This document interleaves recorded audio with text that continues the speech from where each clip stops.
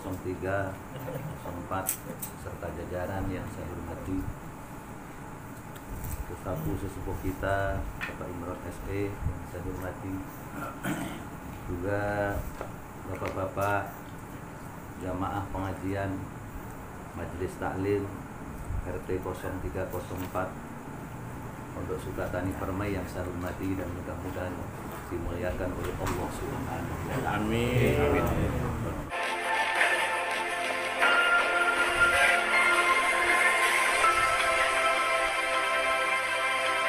Terima kasih.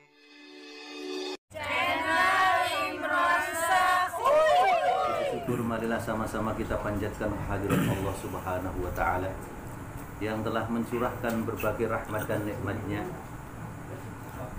terutama sekali nikmat iman dan Islam, dan juga nikmat sehat wal afiat, sehingga pada saat ini kita dapat bersama-sama hadir di majlis yang diberkahi oleh Allah Subhanahu wa Ta'ala, dan insya Allah menjadi majlis yang merupakan raudhatun min riyadil jannah, bagian daripada satu taman dari taman-taman yang ada di surga.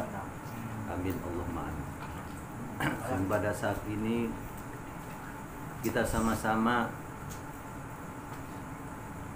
kita niatkan, yang pertama adalah silaturahim, yang kedua kita mengadakan taqarrub kepada Allah Subhanahu wa Ta'ala, yaitu dengan mengadakan pembacaan tahlil, kemudian yasin maupun doa yang sama-sama telah kita panjatkan.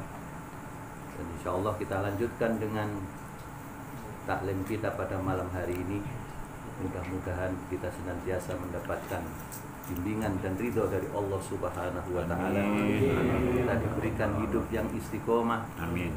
Istiqomah di dalam menjalankan syariat Allah, istiqomah di dalam menuntut ilmu atau thalabul ilmi, sehingga kita termasuk orang yang beruntung dari dunia sampai akhirat. Amin.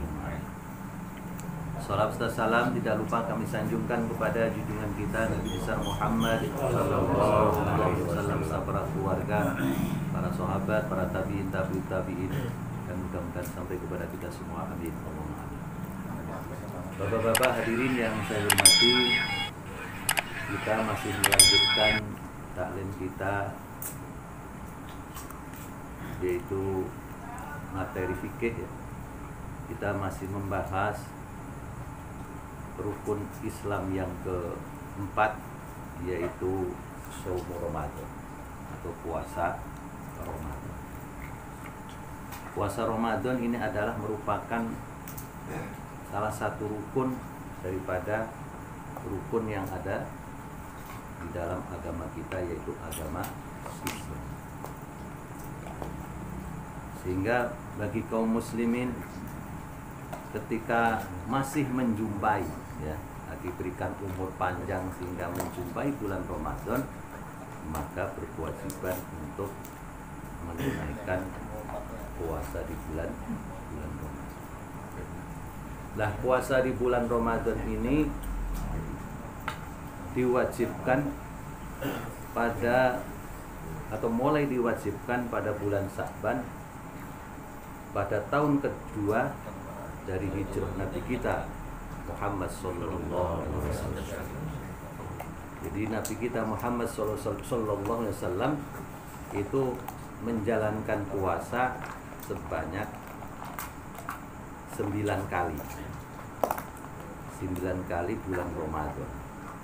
Nah, dalam 9 kali itu yang bulannya genap 30 atau sempurna ya, itu 1 kali. Kemudian yang kurang ya 29 gitu, itu sebanyak 8 kali. Jadi karena memang kita selaku umat Muhammad diwajibkan untuk mencontoh kepada beliau, karena beliau adalah sebagai uswatun hasanah, sebagai suri teladan bagi kita selaku umatnya, baik di dalam kehidupan kita sehari-hari maupun dalam kehidupan kita dalam melaksanakan perintah-perintah Allah untuk kebahagiaan kita di akhirat.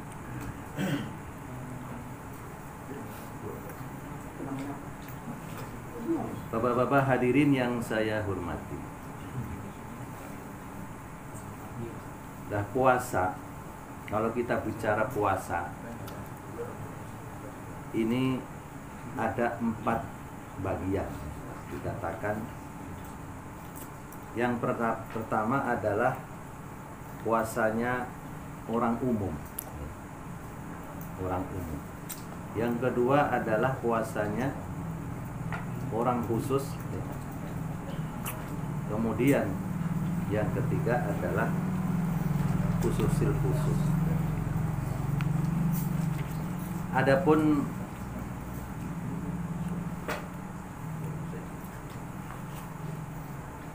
puasanya orang umum, ya, itu hanya sekedar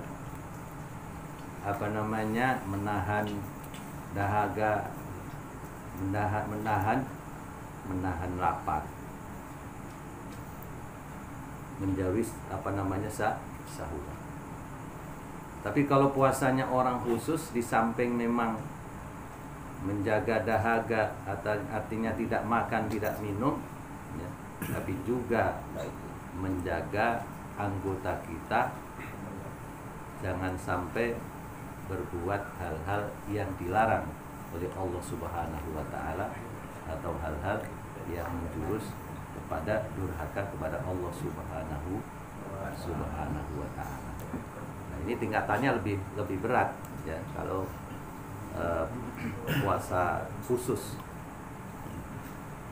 Sebab di samping kita menjaga tidak makan, tidak minum, ya, ada tambahannya menjaga anggota kita atau anggota badan kita jangan sampai kita gunakan untuk berbuat maksiat, ya. Baik itu mata kita, ya, mata kita dijaga jangan sampai melihat hal-hal yang dilarang oleh Allah Subhanahu wa taala. Misalnya ada wanita yang sedang lewat, ya, kebetulan cantik lagi, ya, katanya mubadir, ya. Ada mubadir. Tidak ada kata mubadir, namanya dosa kok mubadir. Di antara suatu contoh. Atau telinga kita untuk mendengarkan hal-hal yang dilarang, ya. Mendengarkan hal-hal yang dilarang. Misalnya ada orang rumpi, ya. Jangan sampai kita hanya ketika ada orang rumpi kita mendengarin saja, ya. Walaupun dengerin saja kita tidak melerai, ya, kita ikut kena bagian dosa. Mestinya kalau ada orang rumpi atau bahasa Jawanya ngerasani, ya, atau memperguncingkan orang lain, ya, namanya ngerasani atau ngerumpi, ya. Walaupun apa yang diomongkan itu terjadi benar, ya, tetap tidak boleh. Apalagi apa yang diomongkan ini tidak benar, ya. Kalau tidak benar berarti namanya fitnah. Pernah Nabi kita Muhammad sallallahu alaihi wasallam kedatangan tamu. Kebetulan tamunya ini orangnya tinggi, ya, kurus, hitam, ya. Lah Aisyah pada waktu tanya, "Wahai Nabi, siapa tamu tadi yang datang, yang orangnya tinggi, kurus, hitam?" Apa kata Nabi? "Wahai Aisyah, kamu adalah termasuk ghibah, ya, ghibah." Padahal benar apa yang dikatakan Aisyah, benar, orangnya kurus, tinggi, hitam. Tapi itu masuk ghibah, ya. Sebab andai kata orangnya dikatakan begitu, walaupun benar, ya, kita sendiri misalnya, ya, dikatain orang misalnya gemuk, pendek, ya, bentuknya kayak huruf O misalnya, ya. Kita sendiri misalnya digituin, ya, tetap nggak senang, ya, bisa juga nggak rela. Sebab apapun yang ada, ya, ini adalah merupakan pemberian dari Allah Subhanahu wa Ta'ala. Walaupun bentuknya seperti itu pemberian dari Allah Subhanahu wa Ta'ala. Lah kalau kita istilahnya mencibir, ya, apalagi menghina, ya, sama dengan menghina ciptaan Allah, kan itu. Nah, termasuk juga menjaga lisan kita, ya, menjaga lisan kita. Tadi termasuk menjaga tangan kita, jangan sampai tangan kita digunakan untuk melakukan hal-hal yang dilarang, ya. Misalnya guru ngumpetin sandal teman kita, sebenarnya cuma guru itu, ya. Ya, supaya teman kita ini sibuk mencari, ya, misalnya, ya, itu daripada bagian, ya. Atau misalnya sampai lagi gosok itu make barang seseorang tanpa seizin, walaupun nanti dikembalikan lagi, itu namanya gosok. Nah kalau tidak dikembalikan lagi, itu namanya nyuri. Jadi gosok saja juga tidak boleh. Jadi kita make barang orang lain, ya, tanpa seizin pemiliknya, walaupun nanti dikembalikan lagi, ya, nggak kita miliki. Ya, cuman seperti itu namanya gosok. Nah, kalau nggak dikembalikan namanya nyuri. Maupun menjaga anggota yang lain. Ini termasuk puasanya orang orang khusus. Nah, kemudian ada namanya khususil khusus. Kalau khususil khusus ini bukan hanya menjaga anggota tubuh kita dari hal-hal yang dilarang oleh Allah Subhanahu wa Ta'ala. Bukan hanya sekedar itu, sudah berbicara masalah perbuatan hati kita. Hati kita hanya tertuju kepada Allah Subhanahu wa Ta'ala. Nah ini susah, ya. Susah itu orang-orang tertentu, ya. Orang-orang yang sudah tingkatannya makrifat, ya, kepada Allah Subhanahu wa Ta'ala, al-arif billah, ya, yang makrifat kepada Allah Subhanahu wa Ta'ala. Nah, kalau kita misalnya bisa yang kedua saja, ya, itu udah bagus, ya. Itu sudah bagus. Kemudian yang selanjutnya adalah yang kelima, hijjul baiti manis tato'a ilaihi sabila. Hijjul baiti yaitu haji menuju Baitullah, ya, bagi orang yang mampu untuk menjalankannya. Lah haji itu apa? Haji itu adalah qasdul baiti lin nusuki,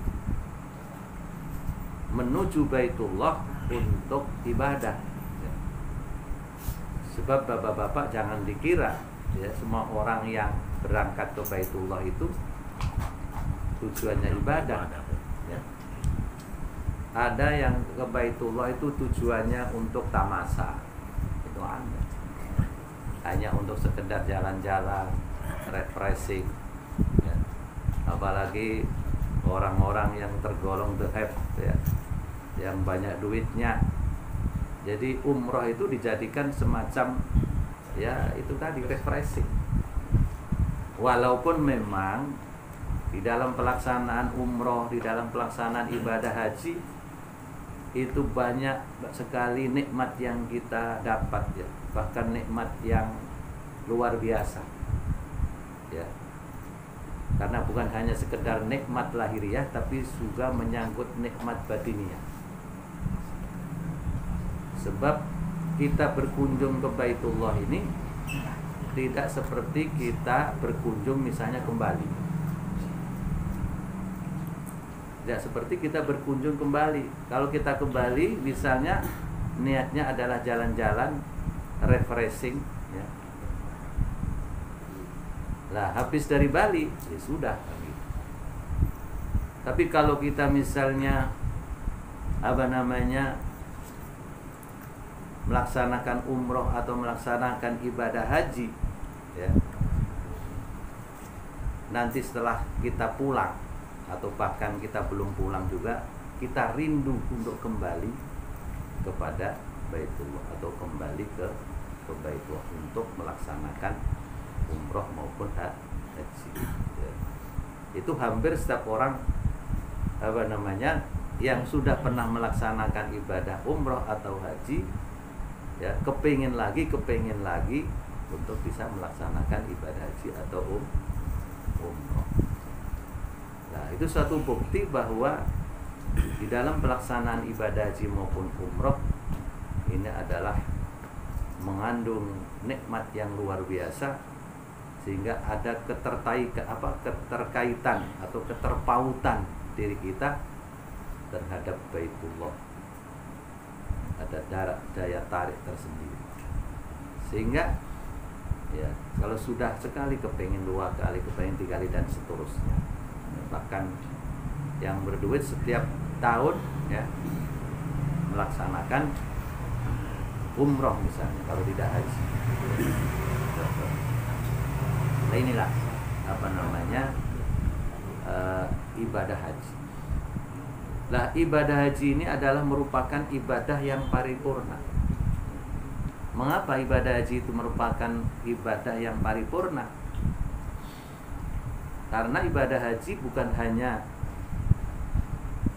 melibatkan anggota tubuh kita saja atau tenaga saja, tapi juga melibatkan materi kita, harta kita ya. Berbeda dengan sholat.